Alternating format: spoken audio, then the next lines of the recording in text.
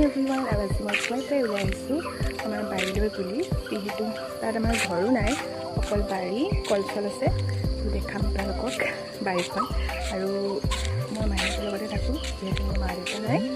আমাৰ যে নামঘৰ বনাই থকা হৈছিল বুলি কৈছিলোঁ এই ভাগ হৈছে নতুন ভাগ আৰু এই ভাগ হৈছে পুৰণা ভাগ তো হ'লে ফাইনেলকৈ দেখাম আৰু তাৰপিছত এইফালে মাহীহঁতৰ ঘৰ চব আমাৰ ঘৰ এইটো চাইডে যাব লাগিব ঘৰলৈ এতিয়া যাব লাগিব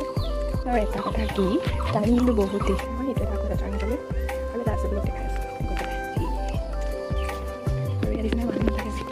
কেতিয়াবা বাৰীটো না কলচল আছে আৰু যাম মানুহ নাযায় থাকিব গোটেই জংঘল আমাৰ ঘৰৰ পাছফালৰ ভিউটো এইটো পথাৰ